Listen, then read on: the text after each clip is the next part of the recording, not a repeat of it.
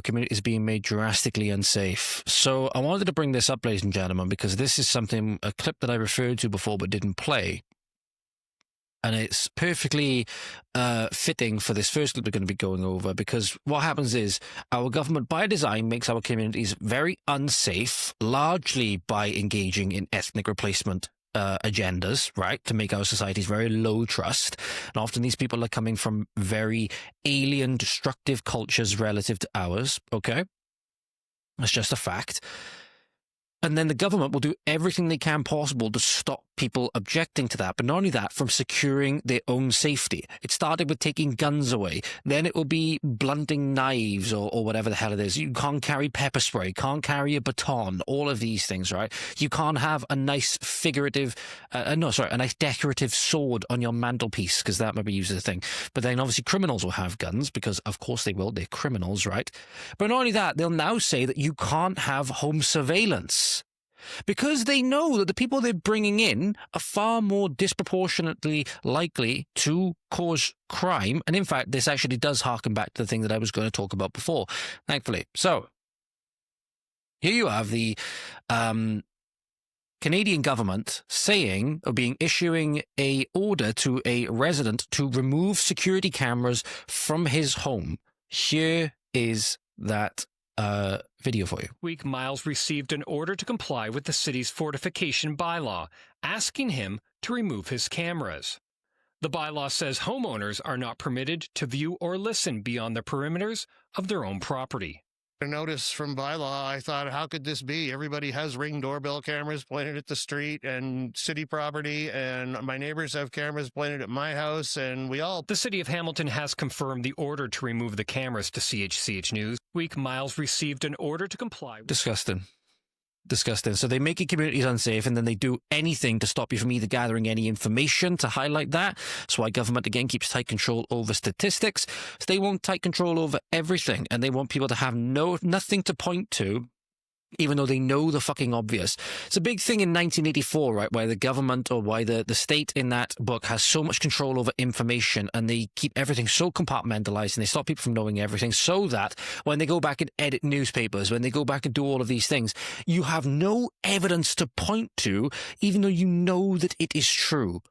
It's one of the biggest things, why when a government tries to hide information from you, it's why when they dodge Freedom of Information Act requests, why when they deliberately don't tell you anything, right? And obviously there's certain things that the government cannot be fully transparent about for national security and stuff like that. But when you have no trust in your government, when your government has shown that it's not going to work for you, right, it's going to actively work against you, then stops you from doing the things that you need to do to keep you safe in the pursuit of their narrative, right? It's because they want the full control over the information. It's because they don't want people being able to point to anything that they don't have control over that's going to point to the narrative that they want. So what I've done was, I was going to refer to this before with, again, keep the Iryna incident in mind when we go over this now. I asked Grok, actually, and he brought up some tables and stuff like that. So I won't, say that this is gospel or anything like that. But again, you can corroborate me, fact check me in the comments if any of this is wrong. But as far as I know, based on what I've seen, based on what other prominent individuals are saying, I haven't gone through the data themselves, I don't think that I'm wrong. You have certain instances where potentially up to, foreign nationals are 20 times more likely to commit certain crimes. But I asked Grok for the crimes of murder, rape, sexual assault, child rape, child sexual assault, car theft, and phone theft in the UK. So some of the really big hot topics that are in at the moment. You can do this for everything, right?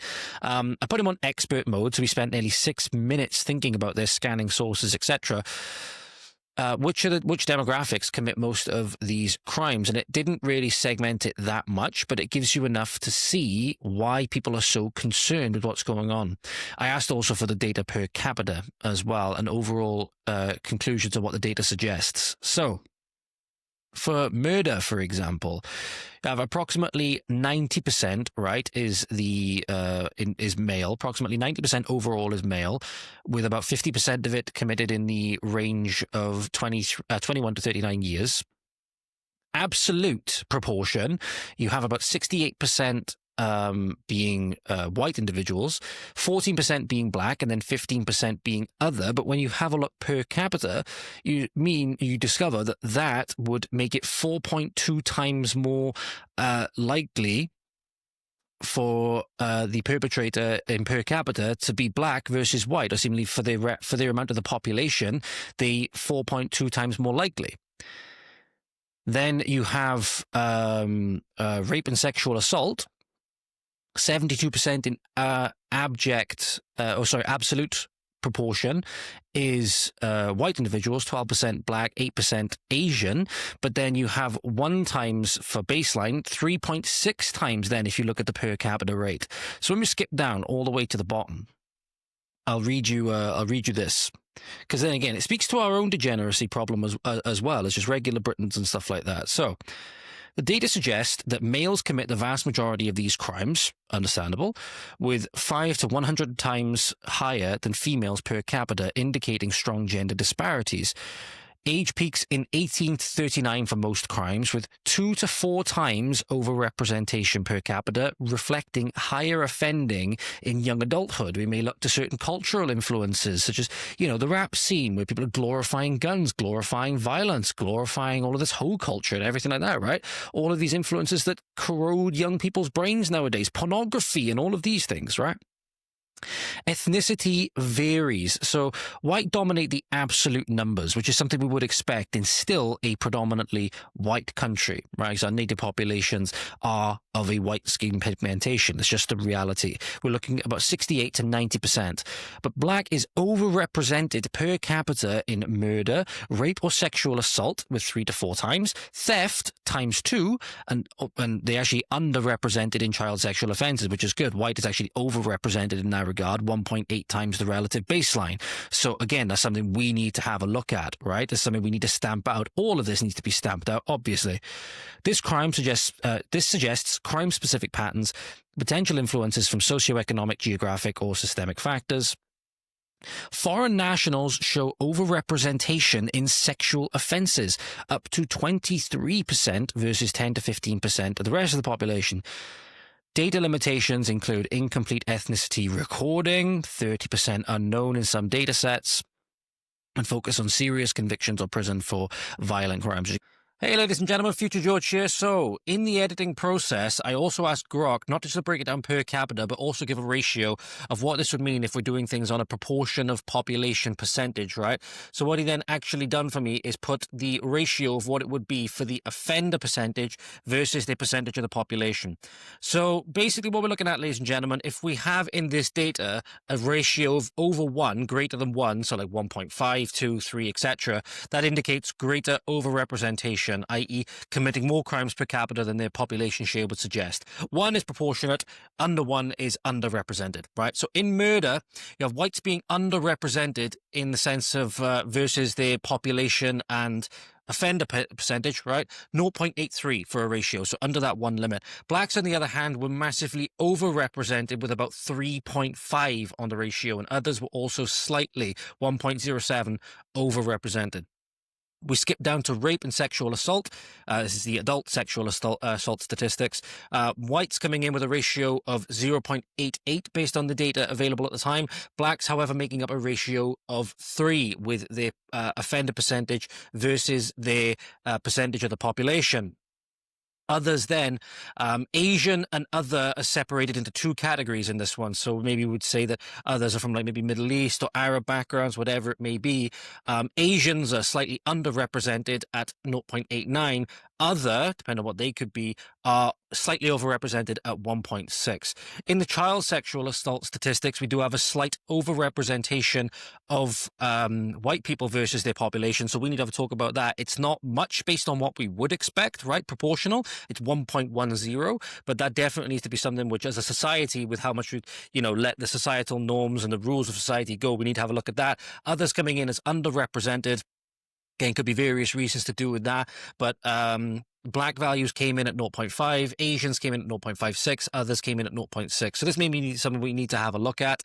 Could also be limitations in the data as well, because obviously we've seen in many instances these crimes or whatever, ethnicity is either not recorded, such as in the grooming gangs, or they just let them go and they're never actually prosecuted. So there's various reasons as to this could be, but at the moment it certainly suggests that we need to have a look at ourselves as well in this instance, right?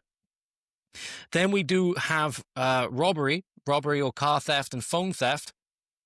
You have a 0.95 ratio for white folks, and then you have a flat 2 for a ratio for black individuals, and then those who represent the other ethnicity, Asians coming in at 0.89, they came in at 1.2 for the others. So basically, ladies and gentlemen, Grok concluded that based on ethnicity, taking into account that one should consider limitations like incomplete ethnicity recording and systemic influences, etc., given the laundry list of things.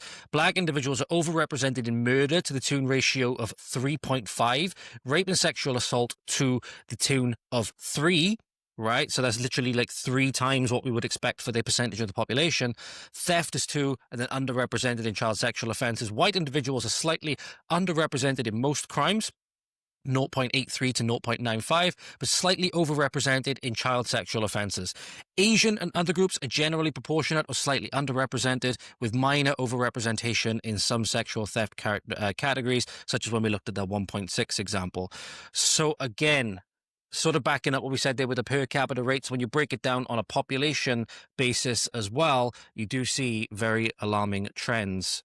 Similar to what we saw, as I said, when we talked about in the episode. Right, back to your regularly scheduled programming. Again, this is why the woke judiciary problem, where you don't have the long sentences, you don't have sentences for many of these things. As we know, a lot of these cases involving like the Rotherham grooming gangs or any of the other grooming gangs, right, they're not prosecuted. A lot of the times the problem is that they're not prosecuted, right? So we don't have complete data. But you can already see here there are serious problems that people just see, not to mention just the overall degeneracy of their communities anyway, as they descended into tyranny, right? Because we've forgotten duty and all of these things. We decided we didn't want duty and all of that anymore. We didn't want to aspire to virtue and all this thing. Nothing mattered more than what we individuals wanted. And as a result, our communities fell apart. But then you prosecute and you persecute people who, because the government knows that they are complicit in it, either by failure or by design, right? They don't want people knowing. They don't want people taking matters into their own hands. That's why then you have Canadian police chiefs in particular then saying that if you, in response to a man murdering someone during a home invasion, if you ever find yourself the victim of a home invasion, we are urging citizens not to take matters into your own hands.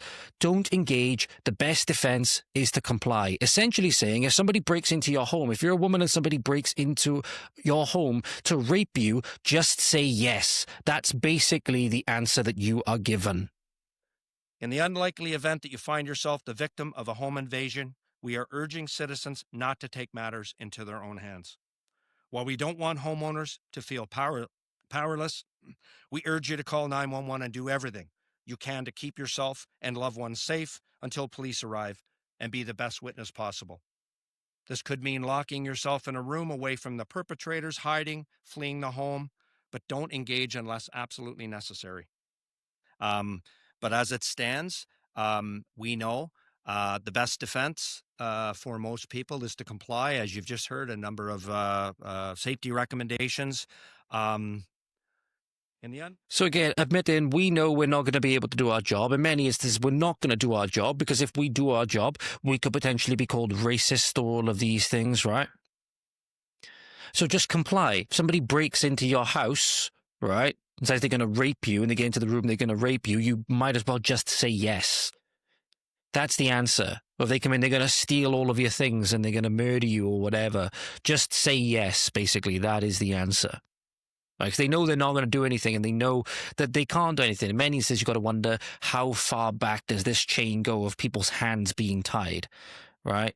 But this is the thing. When you make it so that the police have the complete monopoly on defense and the responsibility of that, mind you, because apparently citizens can't be trusted with this kind of stuff, which is why I love that the authorities in Florida, for example, when they were saying that, look, if somebody breaks into your home, you have the right to shoot them, you have the right to kill them. In fact, we prefer that you do that. And if you want, come down to our gun safety courses so that we can tell you how to use a gun, we can teach you how to use it properly, right? Because now, the murderer or the rapist or whoever hears this, it's a fucking dream for them. They're watching this, they think the government's not going to do anything, the police are not going to do anything, right? They're telling the public to comply with the crimes being committed. What message does that send to the would-be criminals? Or the criminals, the repeat offenders, right? It's like, oh, fuck yes, the police are actually on our side. For the fact that they are meant to be our defense against this evil. And they're showing that not only are they not capable of it, but they know that they're not capable of it, and so that they're telling people, you might as well comply. Again, somebody wants to rape you and says, get undressed, resume a receptive position. That's basically what you should be doing. This is our police. This is our protect and serve forces, people. Or because of ideology, rotting, this rotten ideology, absolutely destroying, any kind of responsibility, and understanding, if you will, of how things should be, and understanding that cruelty to the innocent comes from being kind in many instances to the perpetrators. And we cannot envision a society seemingly that is more kind to perpetrators than the society we have at the moment, where paedophiles are relocated to communities like mine and given false identities to hide who they are in new communities where they can just as easily go on doing the same things again. Because are the police watching them and surveying them 24/7? No. No, they're not. You have people that have done heinous crimes that get relocated to communities like mine. And then when people get up in arms about it, people don't want these people in their communities and they start getting a little bit forceful about it because they want these people out, the police go and arrest them. And then they relocate the child sex offender to somewhere else again for their own safety. But where's the safety of the children? Where's the safety of our communities? It's disgusting. When you have a 31-year-old man here, poor Anthony, that luckily one of the people whom, I don't know if they're actually in this video, but one of the people, as I mentioned before, from the Raise the Colours campaign, putting up flags, actually took him in. He'd been made homeless in Uxbridge by his landlord to make way for migrants. So one of the landlords in this instance obviously taken the incentive given by the government, it would seem, to house these people at our expense, right? To make people homeless, to house these people that frankly have no right to be here, right? That have no right to be here. And we never actually wanted more people coming in, right? With the way that we've supposedly voted. I thought democracy was meant to be that the vote carries the action, right? He went to work, and when he came back, they had changed the pin and the locks and already moved the migrants in. So imagine now, tomorrow, you were to leave for work. If you're in a rented accommodation, you're to leave for work. You're leaving to go to work. When you come home then, despite the fact you might have paid up your rent till the end of the month already or whatever, new people have been moved in, the lock's been changed, you can't get in anymore. You have no right to be there, allegedly, supposedly. This is disgusting. Not to mention, he went to the council, he now has to upload bank account statements, tenancy agreements and expenditure, and migrants themselves are disposed of all their ID. So we have no idea who these people are. We have absolutely no idea who these people are. And odds are, with the way that we've seen a lot of these trends going from like the Epping Hotel and everything like that, these are not going to be good people. These are not going to be good people that we want here. This is young Anthony in question. I say young, he's older than me. There we are. So we've just met this guy in Uxbridge while they're putting all the flags up. This guy has now been made homeless because he was living in a property that the people have now took back to house immigrants. Yeah, so basically what happened is, my name's Anthony, I'm 31 years old. I was living in a property with an agency called Homeward Management. I was supposed to get evicted through the court because my contract expired. But what happened was I've gone to work. I actually work, I go drama school and that stuff like that. And I've come back home. They've told me that two guys in turbans and a landlord have come around, deleted my pin off the front door, and they've changed the locks on my room door and moved someone in already. So that's what. And you've been to the council I've been today? to the council, innit? Today? So I want to give you And you've got to paperwork. get to Fort Yeah. Park to work tomorrow, and you're so, homeless. Yeah, and, And he's yeah, I'm homeless. homeless. I work at my drama school, and they still won't help me, innit? Yeah, So but they they can couldn't- house all these Yeah, legal. yeah, so, And he's and I English. saw- He's yeah, I British. saw a lot of them in A their working council today, taxpayer. innit? A working taxpayer. This Yeah, is a working. working taxpayer. Yeah. Come on, man. So that's my story, innit? Yeah. And he's homeless now. And He's I was homeless. living in Barnsley for 5 years for the last 5 years. And my wife left me last November, innit? Hence why I'm back in London, innit? Yeah, so I've been on and off homeless since I was 16 years And old. what did the council say to you? What did the council say to me? Yeah, Oxford Council. So what they expect a homeless person to do from England is they need to upload loads of documents, bank statements, proof of homelessness. They Right want you now, to put your after expenditure. Jimmy give him some money. He's fed him. Yeah. He's going to stay at mine tonight. Us the people, we're going to look after him. Everyone come together. Go on, carry on. Good. Good. So this is the thing. Good to see that we still got a lot of good people in this country that are helping their fellow man out. This is what I mean, ladies and gentlemen. This is what I mean. It goes back to, again, the Raise the Colours campaign and having not pride to the damaging extent to where pride becomes a sin and you kind of make an idol out of things, right? But understanding, this is where my dad used to say, you look after number one, right? Understanding that when it comes to these instances, nobody is going to look out for us but ourselves. No one is coming to save us. No one's coming to help us. In the virtue signaling campaigns that people tried to discredit the Raise the Colours and tried to brand everyone as far right are doing, none of those other countries that you fly their flag are going to come and help you when the shoe is on the other foot and you are the one in Anthony's position. No, none of them are going to come help you. If anything, they're going to be cheering it on most likely in the name of diversity and inclusion and all the rest of it, which is obviously a cover for genocide by replacement. And that's just the way that it is, unfortunately. That's just the way that it is. And the reason you're seeing a massive lurch to the right on these instances, because people can see that. People can see that. They can see that no matter what their politics are, no matter whether they disagree or agree with the people that are on seemingly the very far right end of the spectrum, they can see that this could be me. This could be me and my family. And I don't want that. There's no right for the government or the landlord or anything to do that. Right? I suppose maybe you could argue that there's a right for the landlord to do it because there was this eviction notice or whatever that was going to go in place. But think about it. He's going to have his belongings there. Seemingly then, the people are going to be able to go through his stuff.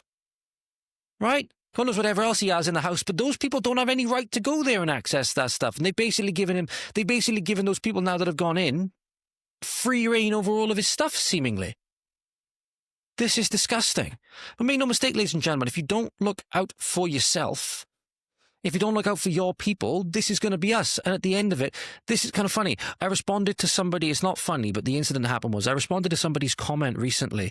It was this comment. Where is it? Somebody commented on the state of comedy, basically. I can't find the notification now. I'm just trying to find the actual comment itself. Here it is. And it was in response to somebody leaving a comment on one of my previous videos saying about that the Welsh are a bunch of sheep shaggers. And it's a nice little bit of comedy. It's a joke, right? And somebody commented when I responded to it. The comment itself was, sheep shaggers, very original. And they go on to explain a little bit about the situation with regards that they were in, where, again, a slightly different situation, but talking about, people from other areas of the world that do heinous things to goats and all manner of different things, right? We're a bunch of sheep shaggers. So again, we fit right in. And we had a little bit of a laugh about it in the comments. And somebody commented saying, growing up, there was a lot of Englishmen, Irishmen, Scotsman jokes, etc. The Irish was always the butt of it, but doesn't mean that anybody hated them. It's just a bit of fun. So he's going to need a license to tell a joke soon. And I completely agreed with him. And I said that growing up, one of the jokes that we used to tell was, again, all jokes used to start when we were growing up. Irishman, Scotsman, Englishman, and Welshman walk into a bar, right? Various different ways that joke can go from there on, but it always used to start off with that.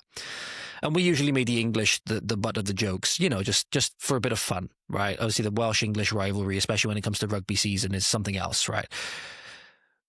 But the only thing is, not only can we not make jokes anymore, ladies and gentlemen, if things keep going the way that they are, you're not going to have any English or Welsh or Scottish or Irish people to speak of because nobody is looking out for us but ourselves. And that's why we have to look out for ourselves, even if at the minute it offends your liberal sensibilities and your politics, because otherwise there's not going to be any of us people left to speak of. We're going to be a legend. We're going to be eradicated. So that's why when you see people pushing so hard for remigration and reverse immigration or net negative immigration, whatever term you want to use, and people have different ideas on how far back that should go and everything like that, and you can debate that for sure. You can debate that for sure. But fact of the matter is, with the ideological bent that we have been hell-bent on, we've been so focused on destroying ourselves, running ourselves into extinction, first off into minority status and then into extinction, right? Which globalist entities like the UN and all of the others are also keen to do, because they want to bring in people that will vote for their propped up politicians that they want to keep them in power. Whereas no, we want our own sovereignty. We want controls over our own affairs. We want controls over our own food and all of this, or controls over our own laws. They don't want that because they want control. And mass immigration is being used as a tool of control. And when you're a minority, you have no voice. When you're a minority, you will have no voice. That's why we cannot afford to be a minority. But nobody is going to be looking out for us but ourselves. And that's just the sad reality of it. And the same thing's happening in Ireland at the moment. There's a huge scandal in Ireland that's going on that not enough people are talking about. This is from Michael O'Keefe on X. The government have signed a €150 million contract with an Indian consultancy company to manage the pensions of 800,000 Irish people. Tata Consultancy Services are based in Mumbai and part of India's largest conglomerate.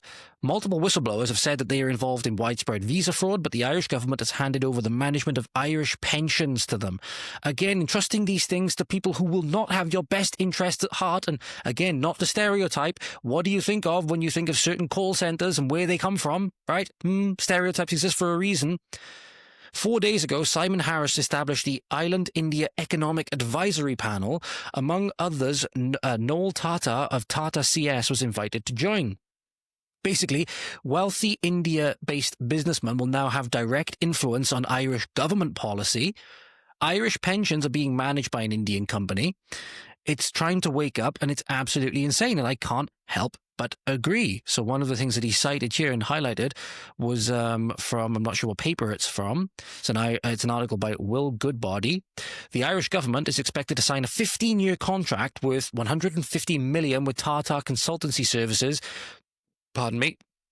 to provide administration services to the new pension auto-enrollment system. You don't think this is going to be exploited?